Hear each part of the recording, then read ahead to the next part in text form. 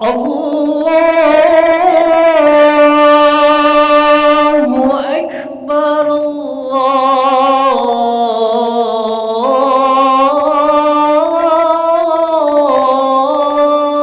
Akbar.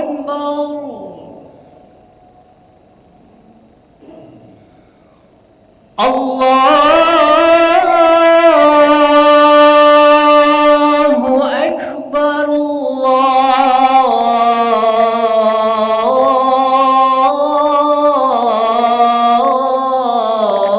Allahu Akbar.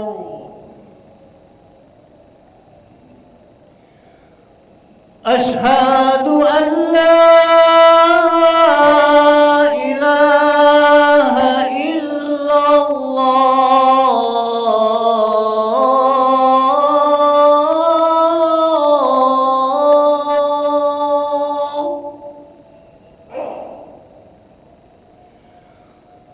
Asyhadu an la ilaha illallah.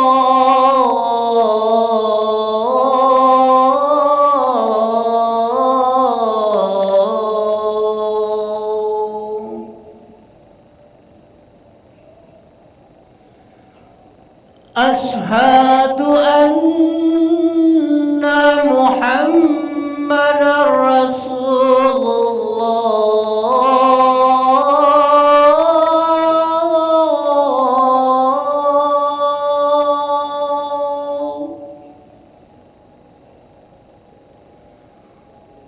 Asyhadu anna Muhammadar Rasulullah.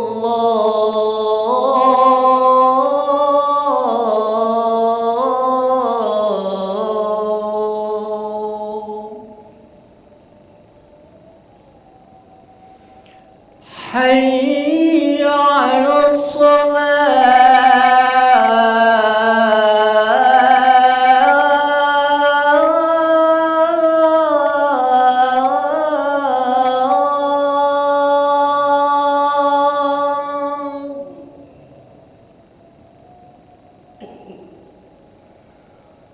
حي على الصلاة.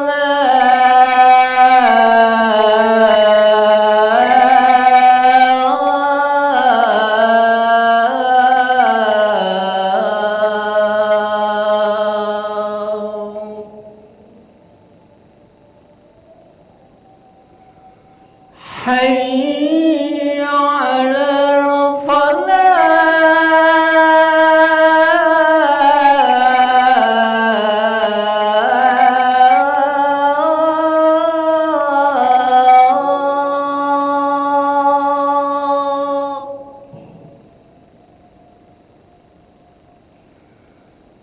حي على الفلاح.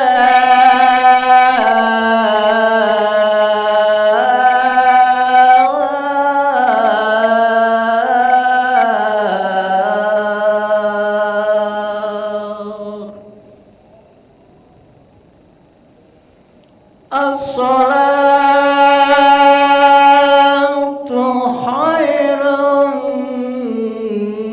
من النوم.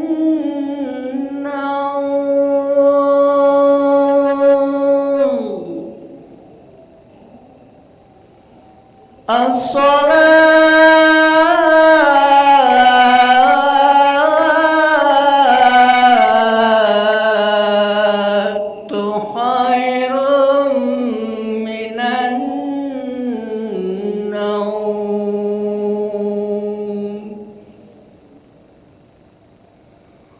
الله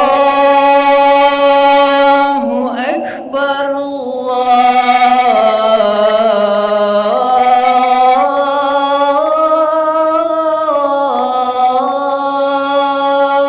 أكبر. لا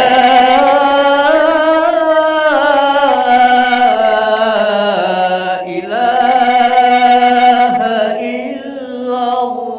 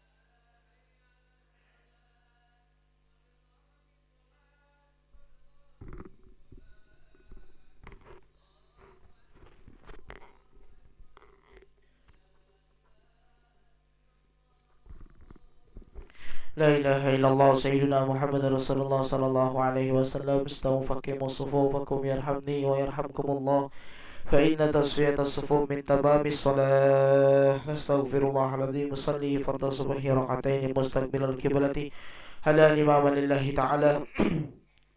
الله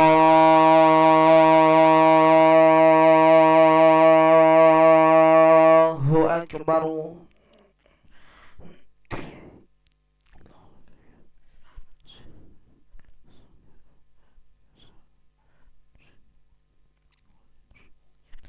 بسم الله الرحمن الرحيم. الحمد لله رب العالمين، الرحمن الرحيم، مالك يوم الدين. إياك نعبد وإياك نستعين. اهدنا الصراط المستقيم، صراط الذين أنعمت عليهم غير المغضوب عليهم ولا الضالين.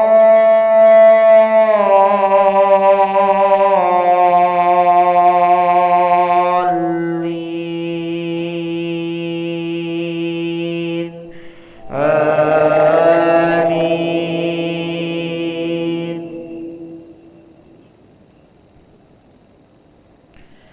قالت الأعراب آمنا، قل لم تؤمنوا ولكن قولوا أسلمنا ولما يدخل الإيمان في قلوبكم وإن تطيعوا الله ورسوله لا يلتكم من أعمالكم شيئا، إن الله غفور رحيم. إنما المؤمنون الذين آمنوا بالله ورسوله ثم لم يرتابوا وجاهدوا بأموالهم وأنفسهم في سبيل الله، أولئك هم الصادقون.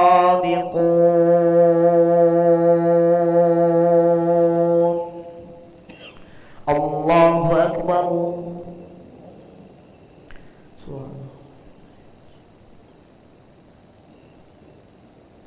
سمع الله لمن حمده. الله أكبر.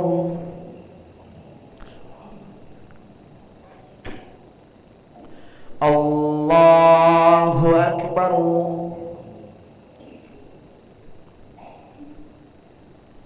الله أكبر.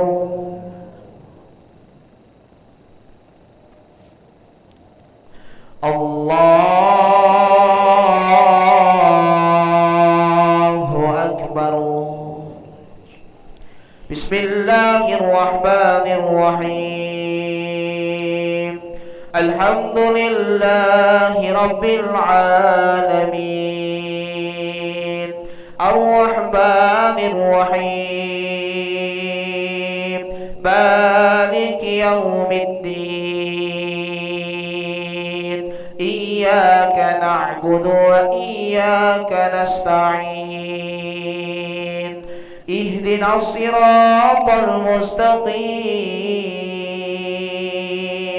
صراط الذين أنعمت عليهم غير المغضوب عليهم ولا الضالين.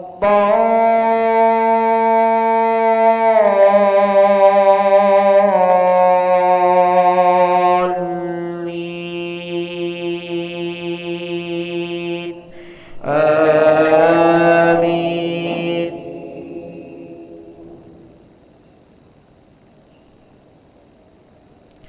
قل أتعلمون الله بدينكم والله يعلم ما في السماوات وما في الأرض والله بكل شيء عليم يمنون عليك أن أسلموا قل لا تمنوا علي إسلامكم بل الله يمن عليكم أن هداكم للإيمان إن كنتم صادقين إن الله يعلم غيب السماوات والأرض والله بصير بما تعملون الله أكبر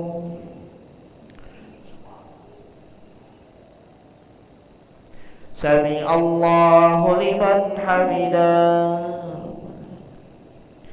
اللهم اهدنا فيمن هديت وعافنا فيمن عافيت وتولنا فيمن توليت وبارك لنا فيما أعطيت وقنا برحمتك شر ما قضيت فإنك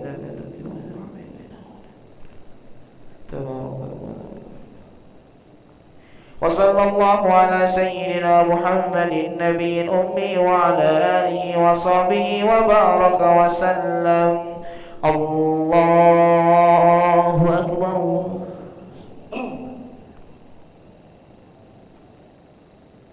الله أكبر الله أكبر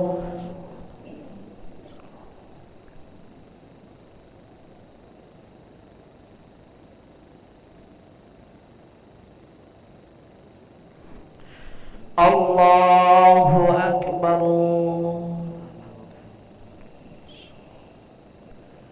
السلام عليكم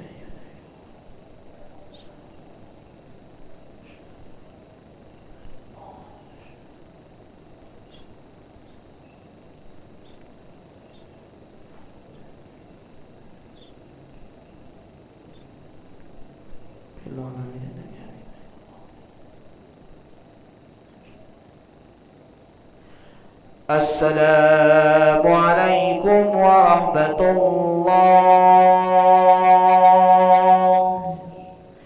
السلام عليكم ورحمة الله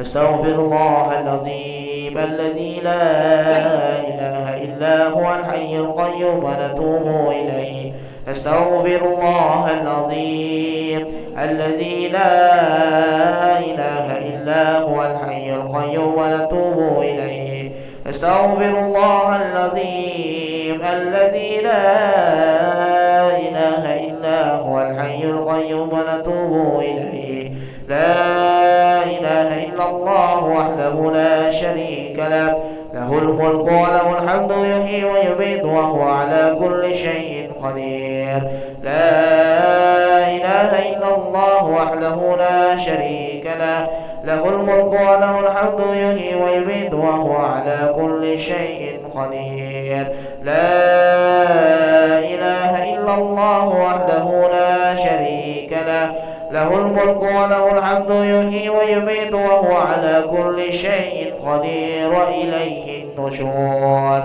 اللهم أجرنا من النار اللهم أجرنا من النار اللهم أجرنا من النار اللهم أجرنا من النار اللهم أجرنا من النار اللهم أجرنا من النار اللهم أجرنا من النار السالمين اللهم أنت السلام ومنك السلام وإليك يعود السلام فحينا ربنا بالسلام وأدخلنا الجنة دار السلام تباركت ربنا وتعاليت يا ذا الجلال والإكرام الله لا إله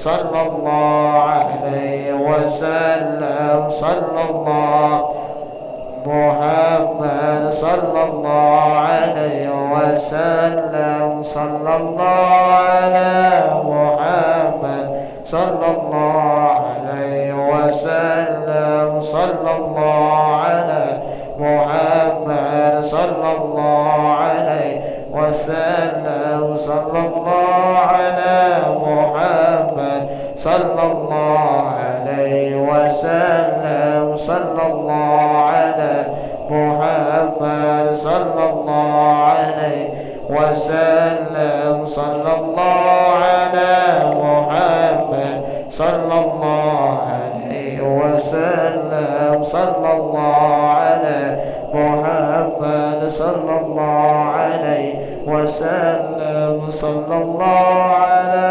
محمد صلى الله عليه وسلم صلى الله على محمد يا ربي صل وسلم وبارك صل وسلم وبارك عليه وعلى آله.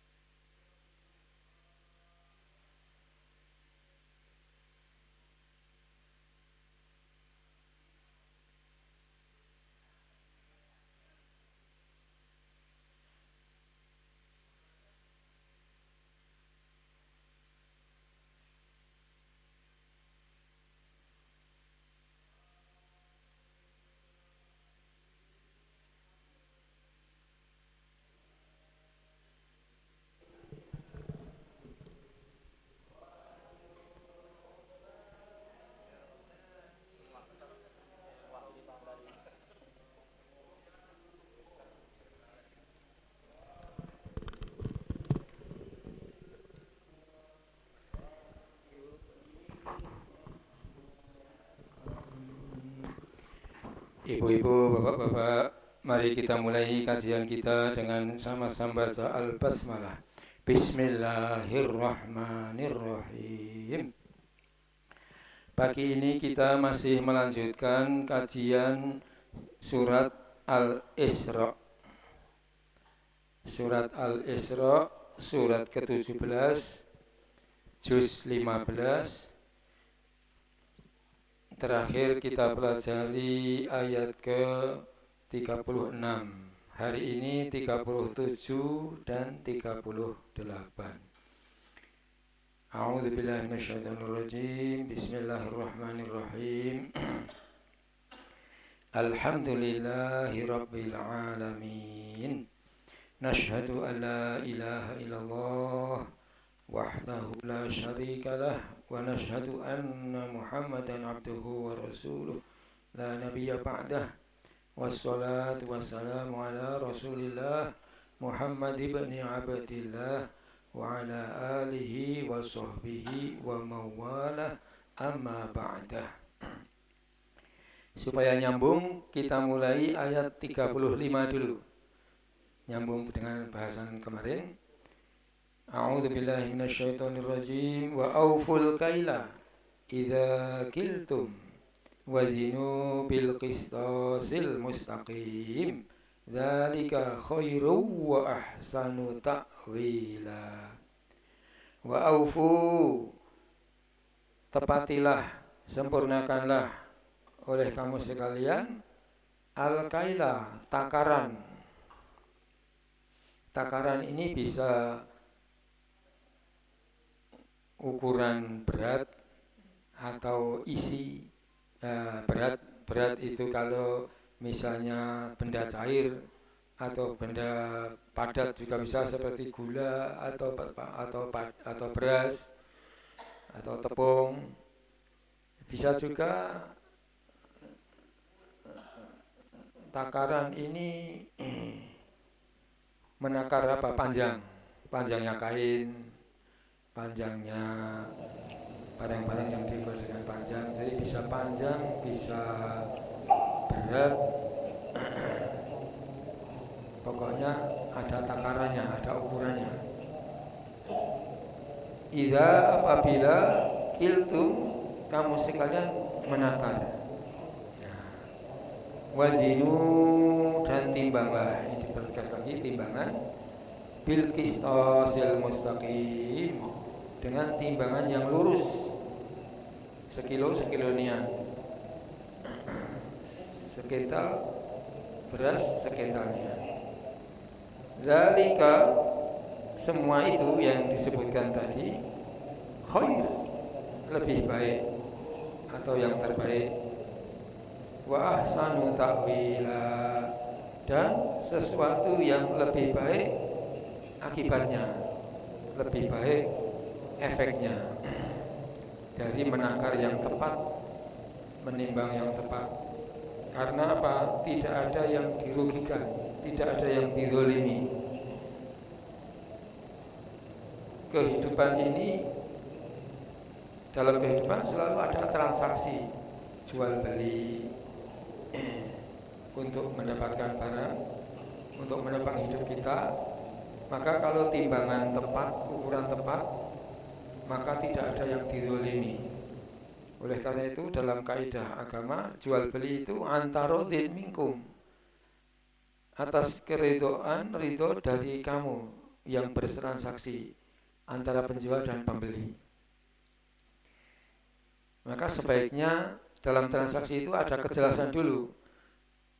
Kalau saya mendapatkan resep dari Pak Dokter, saya datang ke apotek, saya tanya dulu, ini obat yang ditulis Pak Dokter semua ini totalnya berapa? Nah, totalnya berapa? Nanti terus disepakati. Nah, ada di YouTube itu informasi luar biasa. Ada seseorang membeli makanan di suatu tempat, dia makan, terus selesai bertanya dengan penjualnya, Bu, ini saya makan nasi sama ini berapa? Oh, 5.000 aja, 5.000. Nah, terus ada orang yang jalan-jalan di objek wisata Malioboro di Jogja, malam-malam. Malioboro itu malamnya hidup, makan nasi sama telur sama gudeg. Nah, lalu selesai makan, dia tanya, saya makan nasi, telur, sama gudeg, Bu. Oh ya, berapa, Bu? 120.000 saja. Masya Allah, terkejut ya. Hanya nasi, gudeg, sama telur di Malioboro malam hari 120.000 saja, Bu. Masya Allah. Ini kenapa ini? Ini karena tidak ada kejelasan transaksinya di awal tadi. Maka sebaiknya memang ada jelas dulu transaksinya, lalu nanti saling ridho. Nah, jadi disinilah Bapak-bapak, ayatnya jelas sekali. Melalui tijaratin, jual beli, antarodin minkum, saling ridho antara kamu.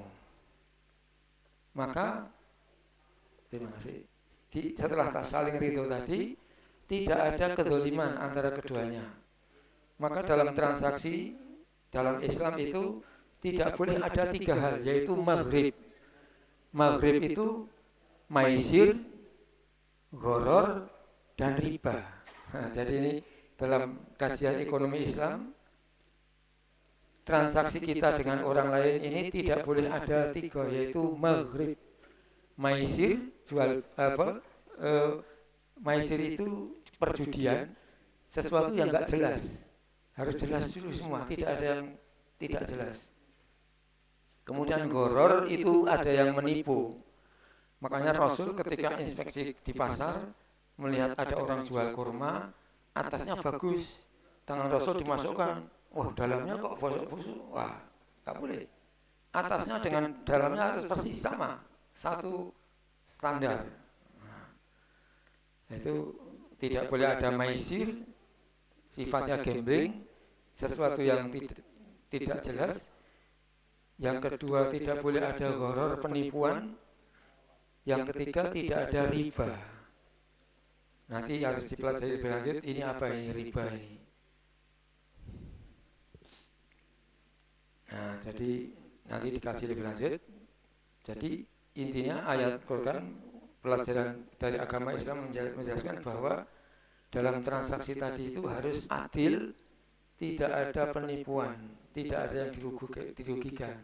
Maka di sini ayatnya wa'ufu, tepatilah, sempurnakanlah olehmu sekalian al-kaila, takaran. Idza apabila kiltum, kamu sekalian menakar. Wazinu, dan timbanglah oleh kamu sekalian bil qistasil mustaqim, dengan timbangan yang lurus, yang tepat. Dzalika khairu wa ahsanu ta'wila. Dzalika, semua tadi yang disebutkan tadi khair. Hadis sama dengan as-salatu khairum minan naum.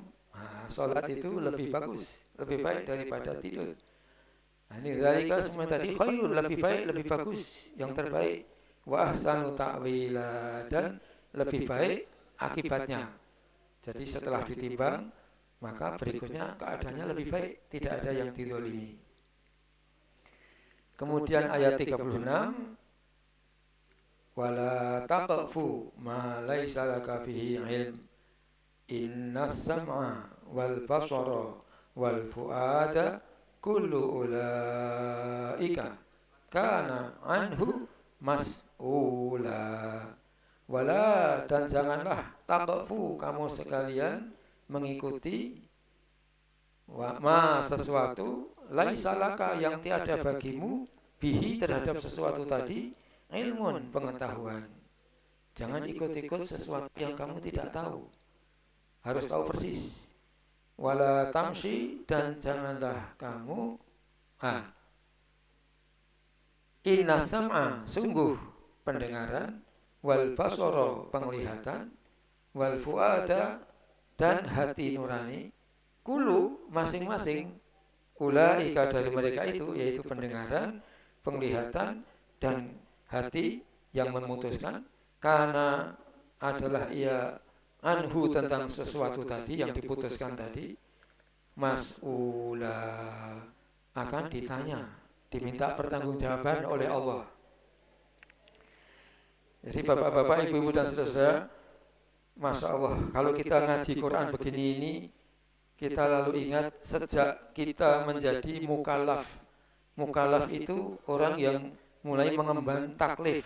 Taklif itu catatan hukum perbuatan kita. Kalau laki-laki mimpi basah, perempuan datang bulan, maka catatan sudah dimulai. Sejak kita mulai dicatat tadi, Masya Allah, catatan itu berjalan terus sampai kita wafat dipanggil Allah. Dan catatan itu teliti sekali. Di dalam surat Kahfi yang selalu kita baca Jumat pagi, Allah berfirman, la yughadiru shaghiratan wala kabiratan illa ahsaha. Semua yang dilakukan manusia, sekecil apapun, ada catatannya. La yughadiru shaghiratan, catatan malaikat di buku catatan amal itu tidak meninggalkan shaghiratan, amal kecil, wala kabiratan, dan juga amal besar, illa, kecuali ahsaha, dia memuat segalanya, dicatat semua. Masya Allah. Dan nanti di padang mahsyar, di akhir nanti, ketika kita kemarin baca sampai juz 7, ketemu dengan firman Allah, setiap manusia akan membaca sendiri kitabnya. Kitab catatan amalnya dibaca sendiri. Masya Allah. Jadi luar biasa sekali. nanti di dalam surat Al-Haqqah itu juga dijelaskan, siapa yang menerima catatan amalnya dengan tangan kanannya, maka dia akan sangat senang membaca catatan amalnya itu. Yang menerima catatannya dengan tangan kiri sangat senang kalau tidak ada catatan amal tadi. Masya Allah, luar biasa. Jadi di sini supaya kita menegakkan keadilan dalam kehidupan. Terus kita berpegang terus pada tuntunan Allah, karena setiap pendengaran, penglihatan, dan hati yang memutuskan sesuatu, semuanya akan diminta bertanggungjawaban. Nah, sekarang masuk ayat yang kita pelajari pagi ini, 37. Wala tamshi fil ardi maraha innaka lan takhriqal arda wa lan tablughal jibala tula. Wala, dan janganlah tamshi, kamu berjalan. Ya, tamasya, bertamasya ini berjalan dari bahasa Arab, bertamasya. Kalau bahasa Malaysia itu pesiar, persiaran. Saya pernah 2 kali ke Malaysia itu, kalau bis pariwisata di sana itu bus persiaran, bis pariwisata, pesiar, bus persiaran. Walatang sih, janganlah kamu berjalan, kamu bertamasya fil ardi, di muka bumi ini, maroha, dengan sombong. Innaka, sungguh kamu, lan takhriqal ardo, tidak akan dapat menembus bumi. Nah, satu ungkapan ini, kamu ini gak akan mungkin dirimu bisa nembus bumi, masuk ke bumi, nembus. Walan tablughul jibala, dan kamu tidak akan sampai ke puncak gunung. Tula, yang menjulang tinggi, puncak gunung yang menjulang tinggi tadi. Jadi ini ungkapan-ungkapan bahasa Arab bahwa kamu ini supaya berjalan di muka bumi rendah hati. Semuanya adalah pertolongan Allah. Rasulullah Muhammad SAW ini Rasul Nabi, tapi ketika beliau akan mengadakan perjalanan jauh pun minta doa kepada sahabat-sahabatku, doakan ya, saya akan pergi ke sana, melakukan perjalanan yang jauh, mohon doanya. Masya Allah, pada Rasul yang dijamin Allah keselamatannya. Jadi luar biasa sekali. Ini ungkapan bahasa Indonesia ini, padi yang makin berisi itu makin merunduk, makin merendah. Innaka, sesungguhnya engkau, lan takhriqal ardo, tidak akan dapat menembus bumi. Walan tablughul jibala tula, dan tidak akan dapat mencapai puncak gunung yang menjulang tinggi. Nah, semua yang disebutkan tadi, ayat-ayat mulai ayat-ayat sebelumnya 22 dan seterusnya itu banyak berisi larangan-larangan dan juga perintah-perintah Allah. Larangannya supaya ditinggalkan, perintahnya supaya melekat ada dalam diri kita, dilaksanakan. Inilah yang disebut bertakwa, yang diingatkan setiap khotib, setiap Jumat, supaya kita terus-menerus meningkatkan ketakwaan. Karena bertambah umur, semakin bertambah dekat dengan ajal kita masing-masing. Dan umur yang berjalan tadi bersama amal kita itu sejak mulai menjadi mukallaf, mulai tercatat semuanya. Dan semuanya akan mas'ulah, dipertanggungjawabkan. Maka kullu dzalika, semua yang disebut tadi itu, karena adalah sayyi'uhu, yang berisi larangan-larangan, jangan itu, kejahatannya, kejelekannya, keburukannya, nginda rabbika, di hadirat Allah Tuhanmu, makruh, sangat dibenci. Allah sangat membencinya kalau larangan-larangan tadi diterjang, timbangannya tidak pas. Itu tadi caranya, barang yang akan ditimbang itu dituangnya tinggi-tinggi. Oh, itu nanti kan timbangan cepat turun, langsung diangkat. Nah, nggak sampai sekilo itu. Kemudian kalau ini jual minyak, tangan 2 ibu jari minyak ini masuk dalam ukuran literan itu. Nah, sudah berkurang 2 jempol ini minyaknya. Nah, itu semuanya kecurangan. Jangan, nanti akan merugikan pelaku kecurangan itu sendiri. Karena hak orang yang dizalimi tadi akan ditegakkan oleh Allah di akhirat nanti. Masya Allah. Jadi hidup ini jangan sampai mendolimi orang. Nanti berat kaitannya dengan mas'ulah ini, pertanggungjawaban. Di prinsipnya manusia itu suka, senang sekali, lega sekali kalau menolong orang. Fitrah manusia itu senang sekali menolong orang. Tapi hati nurani yang hidup itu sangat sedih kalau sampai mendolimi orang. Karena nanti mas'ulah tadi selalu akan diminta pertanggungjawabannya. Jadi kalau kita berbuat baik itu lega sekali, senang sekali. Itulah fitrah manusia. Maka di sini kulu semua yang disebutkan tadi, semua larangan-larangan yang disebut tadi, dzalika itu semua karena adalah sayyi'uhu, kejelekannya, kejahatannya akan perbuatan-perbuatan yang dilarang Allah tadi, inda rabbika, di sisi Allah, di hadirat Allah Tuhanmu, makruha, sangat-sangat dibenci oleh Allah. Jadi makruh itu kalau ditinggalkan sangat disenangi Allah, berpahala. Nah, bapak-bapak, ibu-ibu, sampai di sini bahasan kita sejak ayat 22 yang lalu ya, Al-Isra ini, mulai dengan wala taj'al ma'allahi ilahan akhar, jangan kau jadikan bersama Allah itu sesembahan Tuhan yang lain. Karena semuanya ini yang mengendalikan adalah Allah Subhanahu wa ta'ala. La haula wa la quwwata illa billahil aliyyil azim. Kita menjalankan kehidupan ini tidak ada daya, tidak ada kekuatan kecuali dari Allah yang maha tinggi, yang maha agung. Nah, sebagai pembuka sampai di sini dulu. Silakan siapa? Bapak-bapak, ibu-ibu, silakan.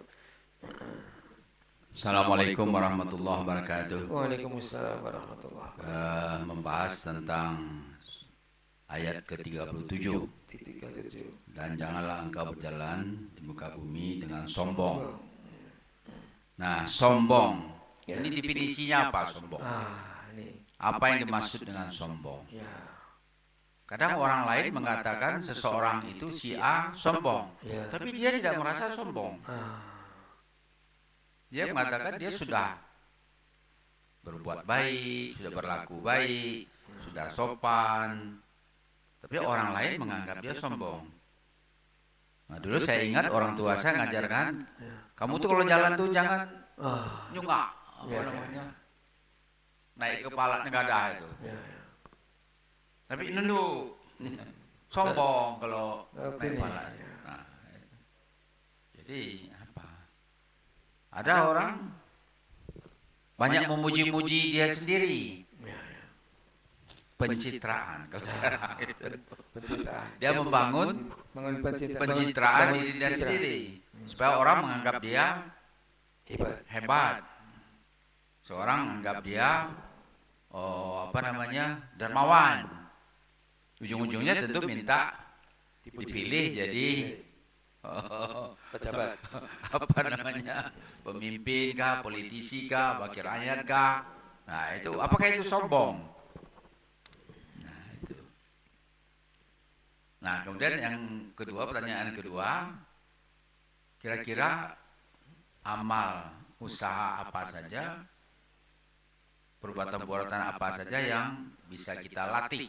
Bagaimana melatih diri kita supaya kita tidak sombong. Jangan sombong. Nah, ini barangkali saya lemparkan 2 pertanyaan, mudah-mudahan bisa dibahas oleh kita sekalian. Terima kasih. Assalamualaikum warahmatullahi wabarakatuh. Waalaikumsalam warahmatullahi wabarakatuh. Terima kasih Prof. Jadi masalah luar biasa sekali.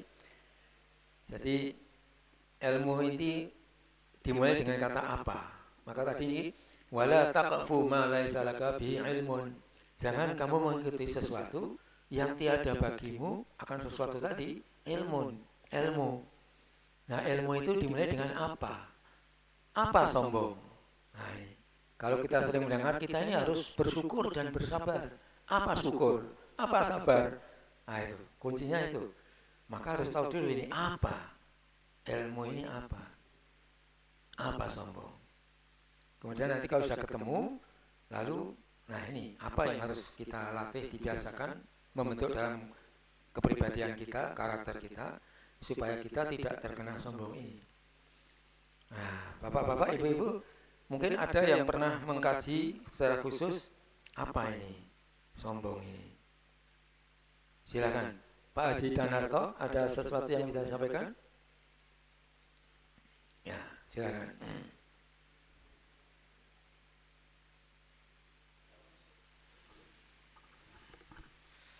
Assalamualaikum warahmatullahi wabarakatuh. Waalaikumsalam warahmatullahi wabarakatuh. Alhamdulillah, pagi ini kita mengkaji tentang manajemen kolbu ya. Ya. Wala tamshi fil ardi maroha. Janganlah kamu berjalan di atas muka bumi dengan rasa sombong. Maroha. Saya belum kaji khusus. Akan katanya apa? Ini kadang-kadang kalau kita ngomong sombong, yang ngomong sendiri ternyata sombong juga. Ini hal namanya, keadaannya, halnya. Dan penyakit hati ini dokternya itu kadang-kadang nggak ada dokternya itu. Kamu punya penyakit sombong, dokternya mana? Nggak ada. Dokternya itu kita sendiri rupanya. Kalau penyakit flu kelihatan, penyakit darah tinggi kelihatan, itu ada dokternya. Terus ada rumah sakitnya. Nah, kalau penyakit sombong rumah sakitnya di mana itu? Ya.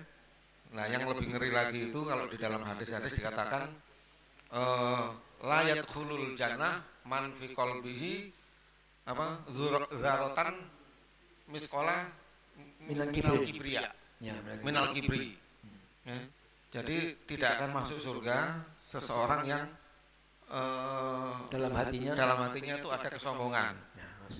Nah, ini kalau ada kesombongan hanya sebesar biji sawi aja, itu nggak masuk surga. Supaya masuk surga bagaimana?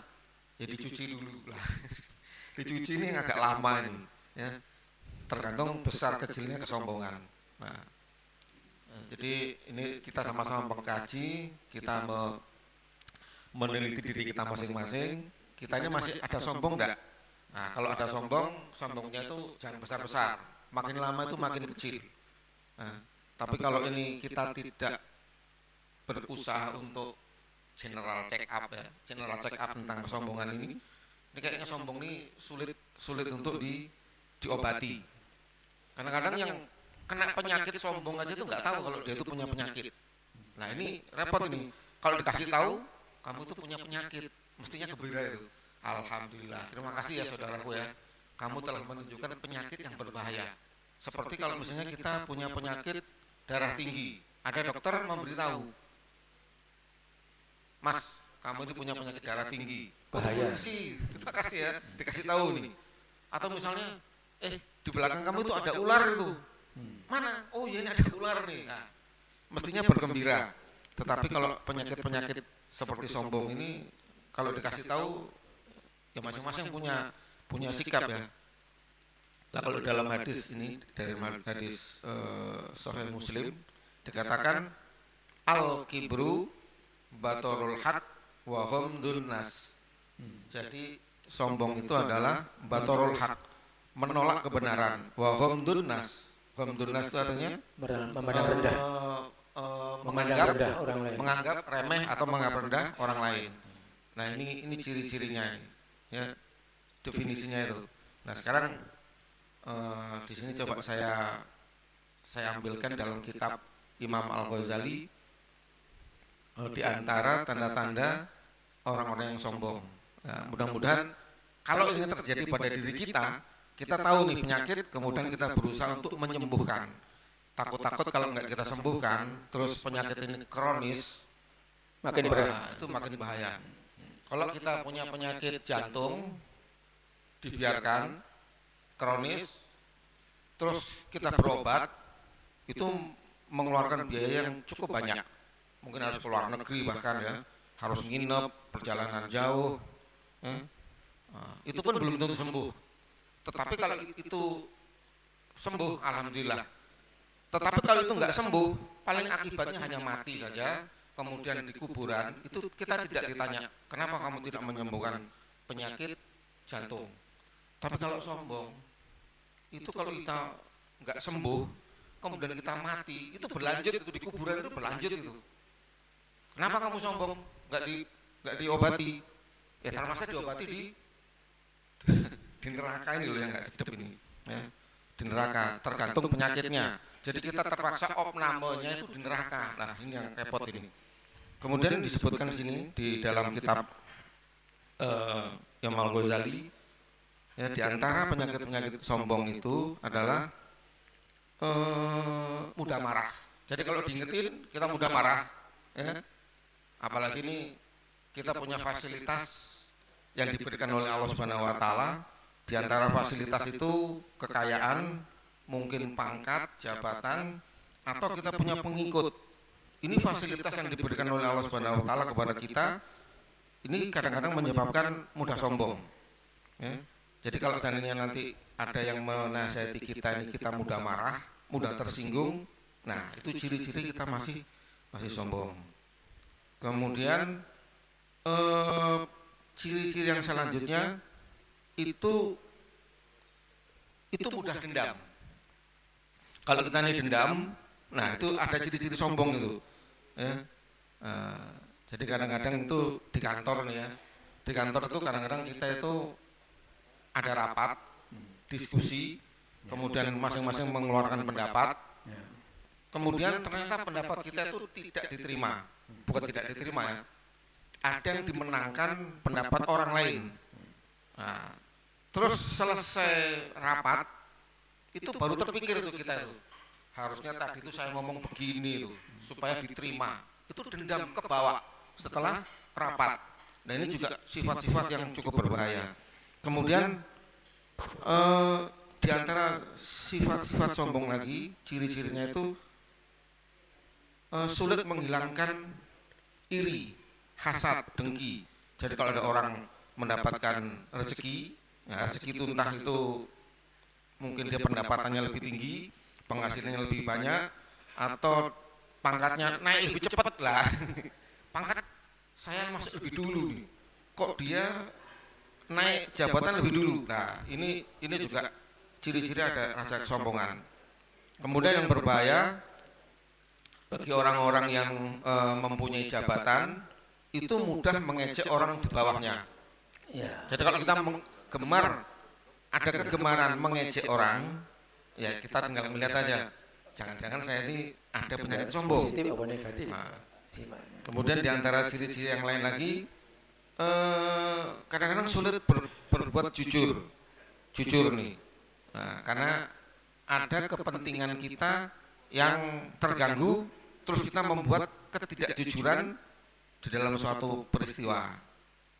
Nah, jadi ini di antara ciri-cirinya ya. Jadi kalau memang ada pelajaran khusus tentang sombong ini, memang cukup panjang. Ya. Imam Al-Ghazali menulisnya itu bisa berjilid-jilid tentang sombong ini. Jadi kalau kita baca, terus kita ngaji itu, kayaknya saya itu disindir terus itu. Ya. Kok saya disindir ya? Kenai kita terus. Ternyata kita masih punya sifat sombong. Nah ini yang berbahaya ketika diantaranya ya kita di sini ini rata-rata punya jabatan ya di kantor itu ya. Nah yang berbahaya itu nanti ketika pensiun ya seperti saya juga sudah pensiun nih, kita semua ini banyak sudah pensiun. Terus ada bekas bawahan. Nah bekas bawahan ini nggak nurut dengan apa yang kita omongin. Itu ke bawah itu marahnya itu masih ke bawah, seolah-olah saya ini masih menjabat. Masih atasan ternyata ya. Ternyata sudah pensiun. Nah ini ya. Jadi kalau dipanjangkan ini nyindir diri saya sendiri nanti itu ya. Wallahu a'lam. Ya. Assalamualaikum warahmatullahi wabarakatuh. Waalaikumsalam warahmatullahi. Terima kasih Pak Haji. Ya silakan. Luar biasa Pak Darto ya menjelaskan ilmu tentang sombong. Pak Ibu Oni Jalil. Ada Ibu? Silakan. Ya silakan Ibu-ibu. Ya. Bismillahirrahmanirrahim. Assalamualaikum warahmatullahi wabarakatuh. Waalaikumsalam warahmatullahi wabarakatuh. Pagi ini sangat menarik sekali tausiahnya atau Kajiannya ya. oh ya kajian kita. Nah terus memang ayat 37 ini sangat ini mengoreksi jiwa kita, diri kita, tingkah laku kita. Nah tadi kata Ustadz, sifat sombong itu merasa lebih hebat, punya rasa dendam, diberi nasihat tidak mau menerima, sulit berbuat jujur.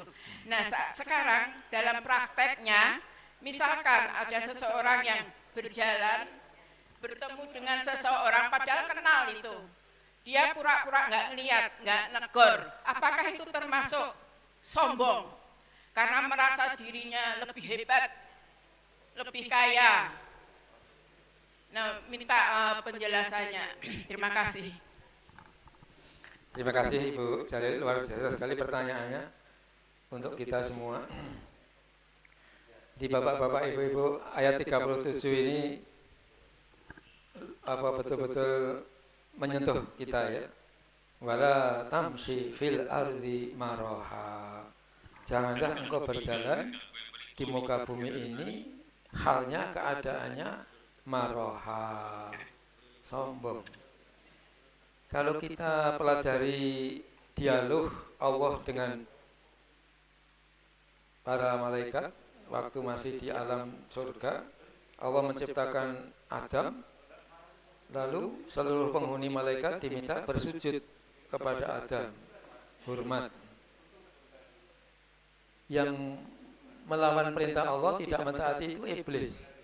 Aba wastakbara wa kana minal kafirin. Iblis enggan dan istakbara merasa lebih besar dari Adam. Nah ini persis sesuai dengan sabda Rasul yang disampaikan Pak Haji Danto tadi. Rasul memberikan rambu yang termasuk sombong adalah batorul haq wa ghamtun nas, menolak kebenaran dan memandang rendah manusia. Jadi merasa dirinya lebih tinggi dari manusia lain. Masya Allah. Nah, ada seorang ulama yang mempelajari ilmu tentang kedalam manusia. Jadi ilmu itu ada ilmu yang di dalam kita, ada ilmu yang keluar. Yang keluar kita ini ilmu alam semesta. Mungkin Profesor Adamata ini mempelajari tanah. Terus ada orang yang mempelajari tentang vulkanologi, gunung-gunung.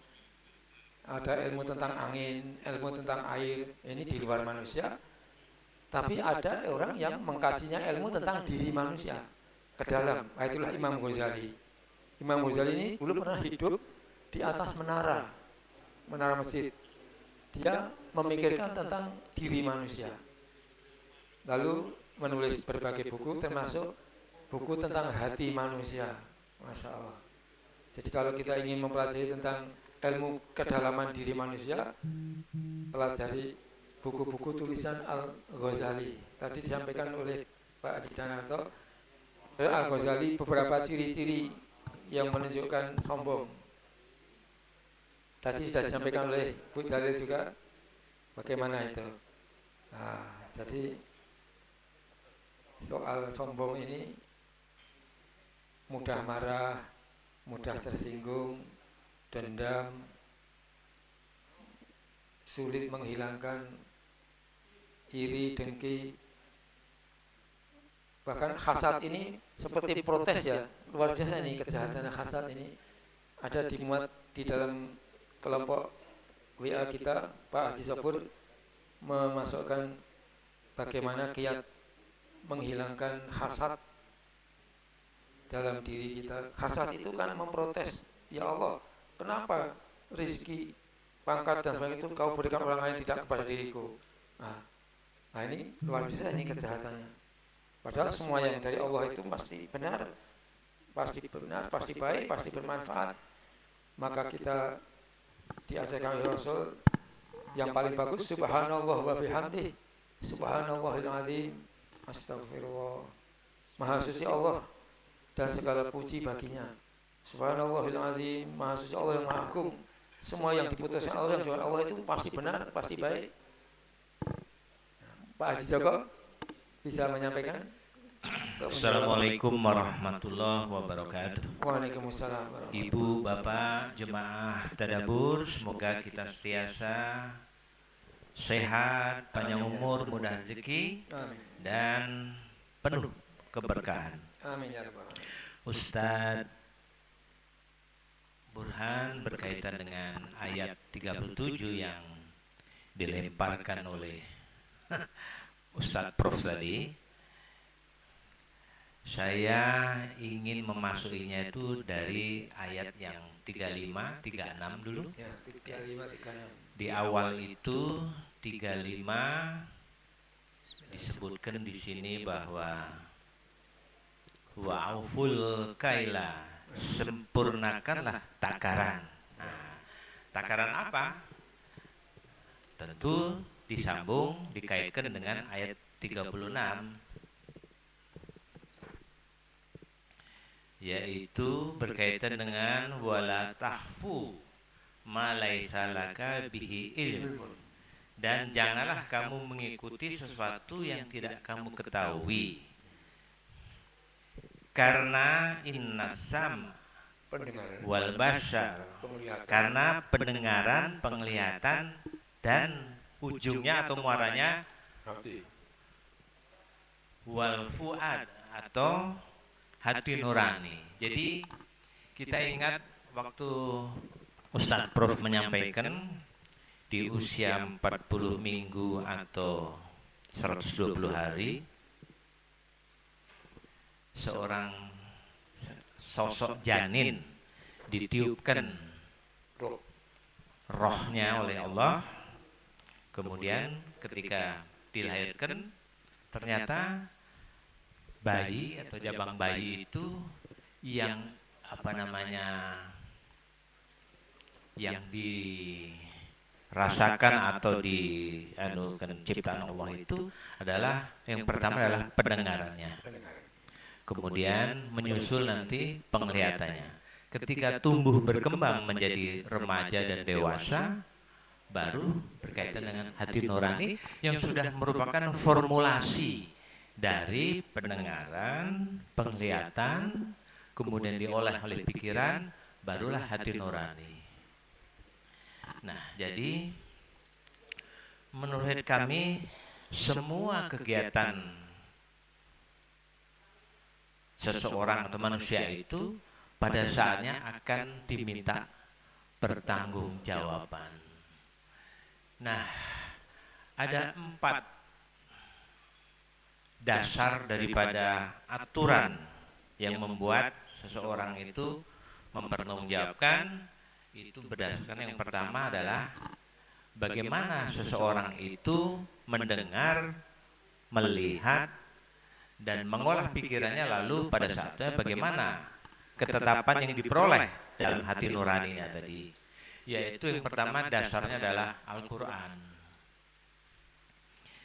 sebagai wahyu yang disampaikan melalui Jibril kepada Nabi Muhammad, dan itu menjadi rujukan utama dalam kehidupan ibadah. Itu adalah rujukan pertama adalah Al-Quran, kemudian disusul oleh hadis, disusul oleh ijma', dan yang terakhir qiyas.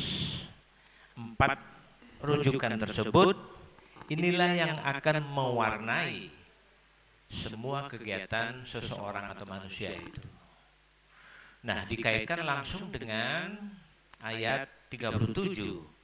Ditegaskan, janganlah kamu sombong. Nah, ini tergantung bagaimana latar belakang yang dimiliki oleh seseorang, sosok tadi, terhadap bagaimana dia mendapatkan tabungan kumpulannya mengenai pendengarannya, penglihatannya, pengalaman hidupnya, kemudian hati nuraninya yang sudah diolah melalui pikiran. Jadi seseorang itu memang telah ditetapkan oleh Allah, takdirnya itu, suratannya itu, bahwa nasibnya itu atau itu kemana jadi apa atau nah, lebih-lebih dia sombong. Sombong itu adalah rasa yang dimiliki oleh seseorang. Nah, tergantung dengan latar belakang yang saya sebutkan tadi, yang mulai pendengaran, penglihatan, dan hati nuraninya. Nah, ini bisa diperoleh manakala kita selalu sentiasa bersilaturahmi atau bermajelis. Karena dalam Islam itu janganlah belajar sendiri. Jadi Al-Quran itu jangan sendiri belajar. Kalau sendiri belajar terlalu terkukung, terbatas. Maka tanyalah kepada yang ahlinya dan seterusnya. Nah, itu sebenarnya sudah ada aturan-aturan itu. Nah, salah satu seseorang yang semakin banyak ilmunya, karena banyak mendengar, banyak melihat, banyak mengolah pikiran, sehingga terpatrilah di hati nuraninya itu. Karena memang, nah, seusia kita ini, terutama kita sungguh sangat bersyukur bisa bertadabur. Intinya itu reminder, mengingatkan kembali. Karena di Al-Quran itu 14 abad yang lalu semua kejadian di bumi itu sesungguhnya sudah terjadi. Jadi selalu berulang-ulang. Nah, berulang-ulang itulah mengingatkan kita bagaimana kita supaya mendapatkan hidayah, inayah, maghfirah. Nah, kita selalu bertadabur. Nah, salah satu tadabur ini adalah, dan ada juga kunci-kunci, kisi-kisi bagaimana supaya kita selalu kepada jalan yang lurus dan benar itu, ya selalu bersilaturahmi. Dan semua ilmu yang kita peroleh itu kan sebenarnya sudah kita miliki, dan kita tinggal bagaimana kita meng-apply-nya, mengaplikasikannya atau menjalaninya, mengamalkannya, semua yang kita miliki itu, dan menularkan kepada orang-orang di lingkungan kita, terutama keluarga kita. Barangkali itu, jadi sifat sombong itu sangat tergantung bagaimana yang dia peroleh. Ketika dia mendengar, melihat, mengolah pikiran, kemudian hati nuraninya. Nah, memang penyakit itu, sombong itu penyakit. Dan yang repotnya, kalau seseorang itu tidak tahu bahwa yang dilakukan atau perilakunya itu adalah sombong. Nah, itu yang paling berbahaya. Tapi saya yakin dengan pengalaman latar belakang, pendengaran, penglihatan, latar belakang dia, mudah-mudahan tidak kena penyakit itu. Tapi tetap saja yang paling bahaya itu kalau penyakitnya itu dia tidak sadar, masyarakat membiarkan, orang-orang di sekitar membiarkan, yaitu takutnya bangkrut. Ada istilah bangkrut kan? Karena ujub, karena kesombongan dan sebagainya itu. Nah, itu yang mengkhawatirkan. Barangkali diskusi ini jadi makin bagus sekali, makin baik, tapi insya Allah kita semuanya yang dengan berbagai latar belakang tentu bisa saling tawassul bihaq, tawassul bisabr, saling ingat mengingatkan dalam kebaikan, kebenaran. Saya kira demikian. Terima kasih. Assalamualaikum warahmatullahi wabarakatuh. Waalaikumsalam. Terima kasih. Alhamdulillah sudah hadir Ustaz Nur. Mohon sumbangannya Ustaz Nur. Ini Pak Hambali aja. Silakan Pak Haji. Nanti setelah Pak Hambali ada Pak Sobur ingin ikut juga. Silakan Pak Hambali. Assalamualaikum warahmatullahi wabarakatuh. Waalaikumsalam warahmatullahi wabarakatuh. Semoga jamaah tadabbur yang mengikuti kajian pagi hari ini senantiasa dibukakan utuh oleh Allah SWT. Amin ya rabbal alamin. Menerima kajian-kajian ini dengan ikhlas. Amin. Dan tentunya akan selalu diberikan petunjuk oleh Allah SWT. Amin ya rabbal alamin. Bapak Ibu yang kami hormati, dari kajian-kajian dari ayat 22 sampai ayat 38, dengan intinya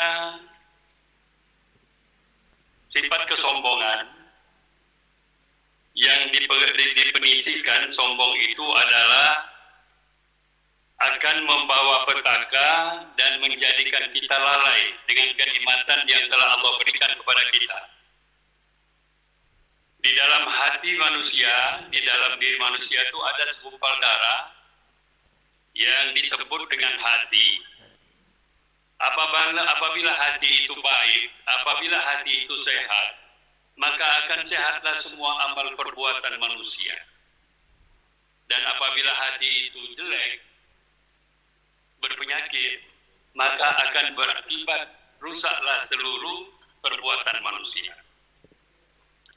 Pernah kita sampaikan di sini bahwa syaitan itu ada dua jalan dia menggoda manusia untuk menjerumuskan manusia.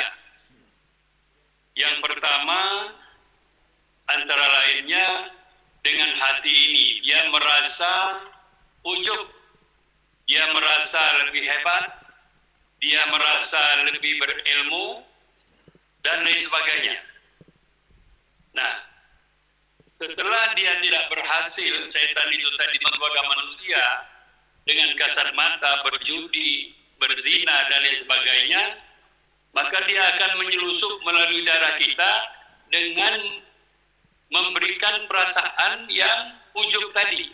Merasa akulah yang paling hebat, beribadahnya yang paling hebat, ilmunya, dan lain sebagainya. Semoga di dalam jamaah tadabbur ini tidak ada orang yang merasa hebat. Amin. Tidak ada yang ujub. Tidak ada ibu-ibu yang merasa hebat, umpamanya akulah yang paling bisa, akulah yang paling pintar, begitu juga bapak-bapaknya. Mudah-mudahan itu terhindar dari jemaah kita. Amin. Nah, itulah yang harus kita jaga. Sebab sombong itu berakibat dari perasaan hebat tadi. Makanya kalau hatinya bersih, kalau hatinya bagus, maka baguslah akibat perbuatan-perbuatan yang dilakukannya. Begitu juga kalau hatinya tidak sehat, maka tidak sehat semuanya amal perbuatan kita. Nah, dari ayat 22 sampai 38 ini, orang yang imannya benar, orang yang imannya mantap, maka dia tidak akan menyekutukan Allah. Orang yang hatinya bagus, orang yang imannya bagus, dia tidak akan mengurangi timbangan. Dia tidak akan mengurangi takaran.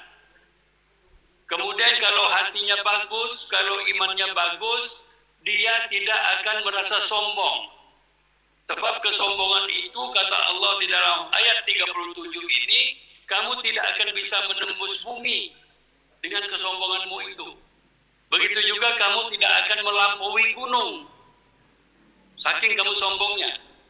Jadi artinya, kesombongan itu tidak ada gunanya, bahkan menjadi malapetaka kita semuanya.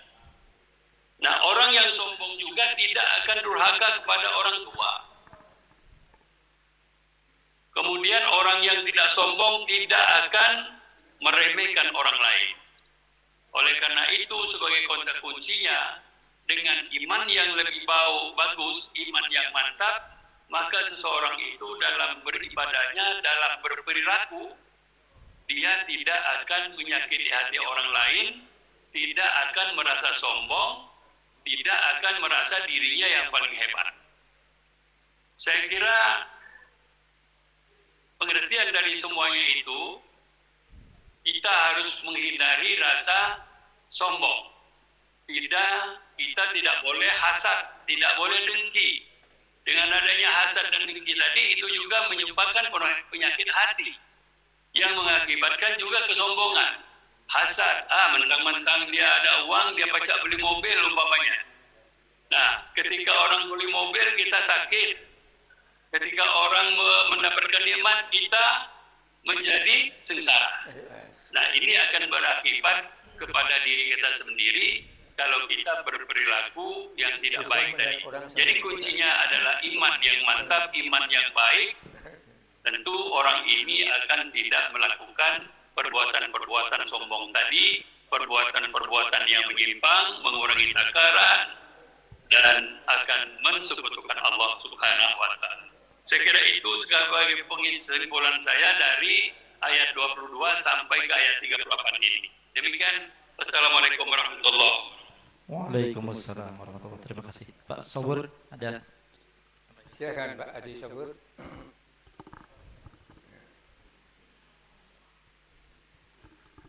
Assalamualaikum warahmatullahi wabarakatuh.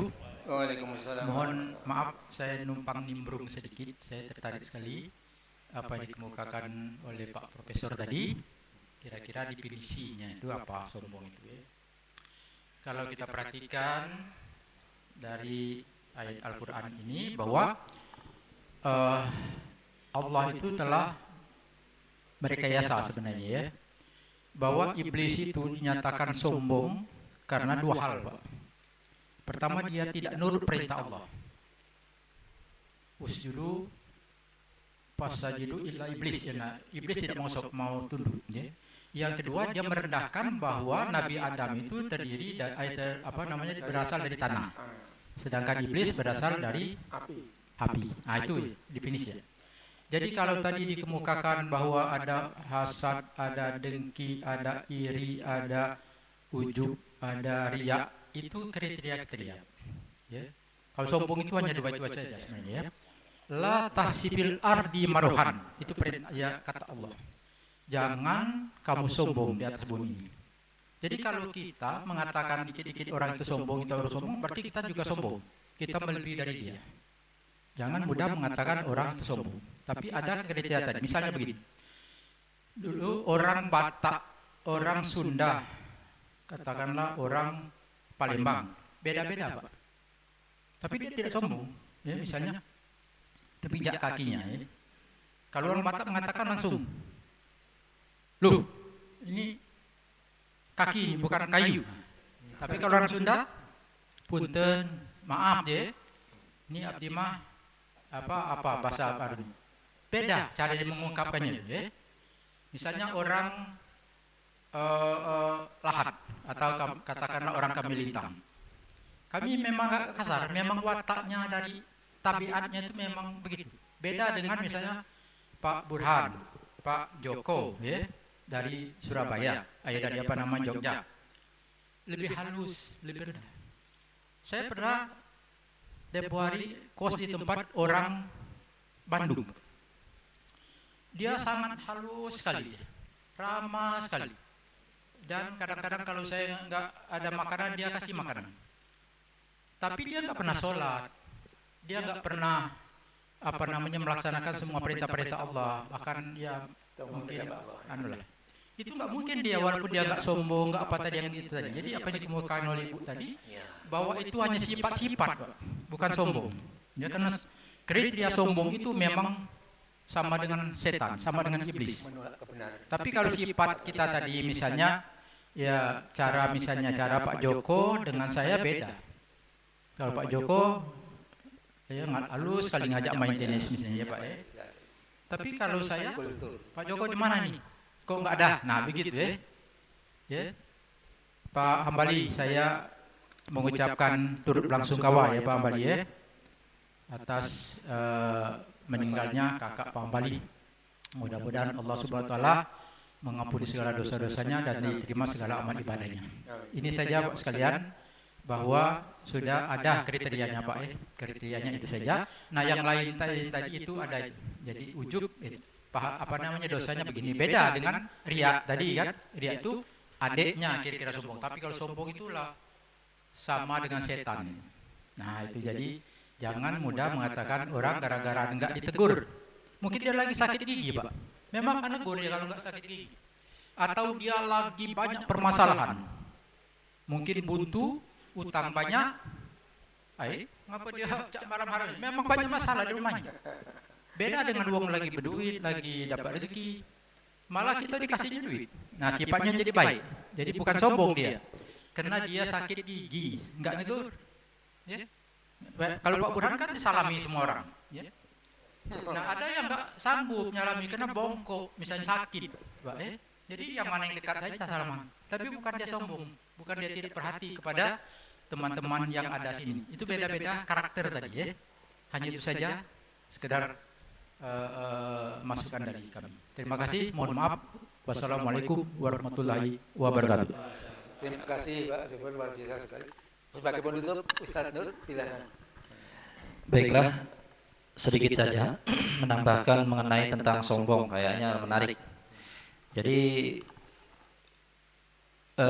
kita ini, saya ingin menyampaikan di sini dalam sebuah keterangan di NU Online bahwa tidak semua sifat sombong itu buruk. Ada 3 kesombongan yang dianggap mahmud, yang terpuji.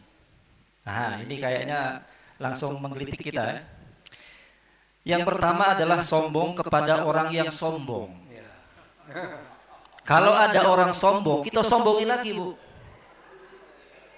Ke dalam sebuah makalah, entah itu apa hadis atau hanya sekedar pendapat ulama, bahwa sombong kepada orang yang sombong itu sedekah. Sombong kepada orang yang sombong sedekah. Sebab apa? Seumpama ada seseorang yang kita kenal dia itu sombong, sudah masyhur di kalangan masyarakat, wong itu sombong, maka kita sombongi lagi. Kalau kita merendah, justru kita semakin rendah di hadapan dia. Dia menjadi sombong. Iya. Ketika kita sombong lagi, maka dia berpikir, oh, berarti masih ada yang lebih tinggi daripada aku. Maka jangan sombong aku ini. Nah, akhirnya bisa membuat dia bertaubat dari sifat sombong. Jadi yang pertama, sombong kepada orang sombong itu boleh. Bahkan itu dinyatakan oleh Imam Abu Hanifah, berpendapat kalau bahasa Arabnya azlamul zalim man tawadhu'a liman la yaltafit ilaihi wa qila qad yakunu atakabburu litambihi al mutakabbir. Nah, intinya seperti itu. Yang kedua adalah sombong di tengah kecamuk perang. Lagi perang, berkecamuk, kita boleh sombong di sana. Sombong dalam artian supaya untuk melemahkan musuh. Lah, aku ini nah, tahan bacok, tahan tembak. Kalian pasti akan musnah dengan kehebatanku. Wah, itu diantara contohnya seumpamanya. Ketika dalam peperangan berkecamuk, maka boleh sombong di situ untuk supaya meraih kemenangan. Tentunya perang dengan orang kafir ya. Yang ketiga, bersifat tinggi hati saat bersedekah. Maksudnya tinggi hati di sini adalah mengungkapkan bahwa dirinya tidak membutuhkan materi yang akan disedekahkan, dan sang penerimalah yang paling membutuhkan hal itu. Ini bertujuan agar si penerima tanpa berat hati mengambil materi yang diberikan kepadanya. Dengan begitu, si penerima tentu sangat bahagia luar biasa. Kebutuhannya terpenuhi tanpa goresan rasa ketidaknyamanan di hatinya. Beda lagi ceritanya bila bersedekah dengan penuh ketawaduan. Misalnya mengatakan, saya termasuk orang yang tak terlalu kaya, tidak terlalu banyak harta, tapi ya sebenarnya saya juga masih membutuhkan harta ini. Tapi gimana, kamu lebih membutuhkan lagi seumpamanya, lebih membutuhkan harta ini. Nah ini maka orang yang menerimanya juga istilahnya aras-arasan, ragu-ragu mau menerima. Kamunya saja masih membutuhkan. Nah seperti itu. Ini wa ammal khoyala allati yuhibbullah ta'ala fakhtiyalur rajuli nafsahu indal qital wa ikhtiyaluhu indas shadaqah. Sahabat Jabir ya radhiyallahu anhu pernah meriwayatkan sebuah hadis Rasulullah SAW bersabda yang saya baca tadi, artinya kesombongan yang dicintai Allah Subhanahu wa taala adalah sikap sombong seseorang muslim di tengah medan perang dan ekspresi besar hatinya saat memberi sedekah. Jadi bisa kita pahami ya, ada tiga. Yang pertama, sombong kepada orang yang sudah tenar, sudah terkenal sombongnya, sombongi lagi, karena sombong kepada orang yang sombong adalah sedekah, supaya mengingatkan bahwa di atas dia masih ada yang lebih, menghentikan kesombongan dia. Kemudian yang kedua, sombong ketika dalam perkecamuk peperangan. Dan yang ketiga adalah ketika bersedekah, dalam artian supaya yang menerimanya ini berbangga hati, senang menerima dengan lapang dada ketika mendapatkan sedekah dari seseorang. Nah itu. Kemudian satu lagi terakhir mengenai tentang orang yang masalah timbangan ya, timbangan. Itu bahkan dalam Al-Qur'an itu ada surah tersendiri namanya surah Al-Mutaffifin. Surah Al-Mutaffifin. Itu mutaffifin itu artinya ya curang ya. Curang artinya ketika nimbang dia dikurangi. Tapi ketika dia membeli, dia minta dilebihi. Maka itu celaka itu. Ketika nimbang jadi pedagang, dia kurangi, tapi ketika dia beli minta dilebihi. Woi, tambahlah. Itu banyak itu. Tapi insya Allah di sini tidak ada. Ya, kalau beli pengen diangketi ya. Tapi kalau jualan dikurangi. Nah, ini bahaya. Wailul lil mutaffifin alladzina idza talu ala nasi yastawfun wa idza kalu aw wazanuhum yukhsirun. Itu saja. Terima kasih. Assalamualaikum warahmatullahi wabarakatuh. Waalaikumsalam. Terima kasih Ustaz Nur, luar biasa sekali tambahan informasi untuk kita sekalian. Semoga yang kita pelajari pagi ini menjadi ilmu yang bermanfaat bagi kita semua. Mari kita akhiri kajian kita dengan doa mengkaji Quran. Allahumma arhamna bil Quran waj'alhu lana imamau wa nurau wa hudaw wa rahmah.